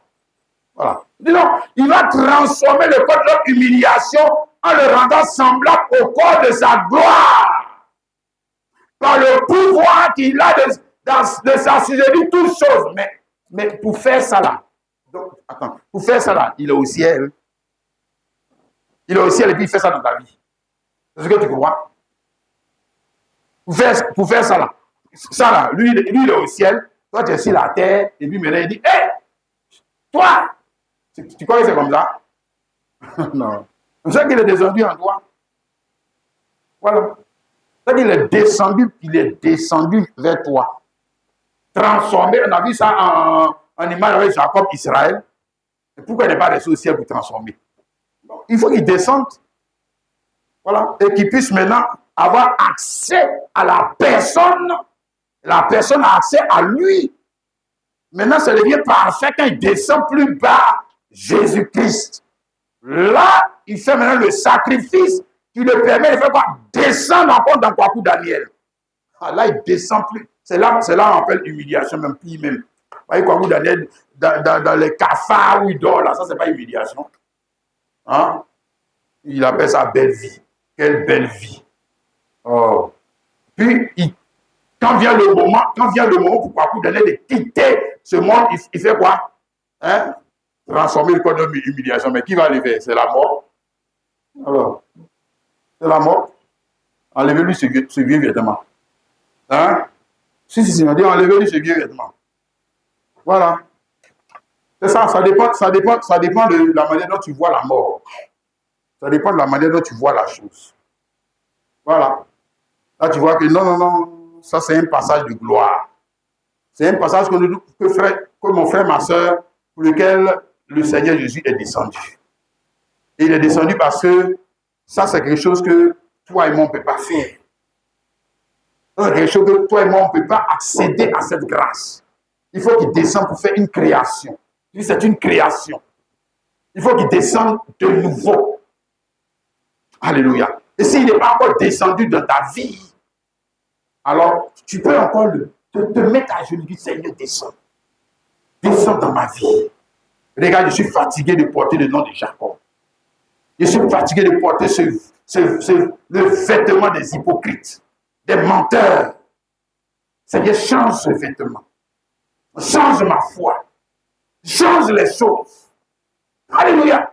La grâce est toujours là, mon frère, ma soeur. Amen. Pourvu que tu t'adresses à la bonne personne. Le même Jésus qui a été crucifié, humilié. C'est lui seul qui peut faire ça. C'est lui seul qui peut produire ça. Alléluia. Amen. On va s'arrêter là. Que le Saint-Esprit nous aide, mon frère, ma soeur, à pouvoir atteindre aussi cette grâce-là. C'est possible. C'est possible, mon frère chrétien. On va chanter ensemble ce chant. Mon cœur voudrait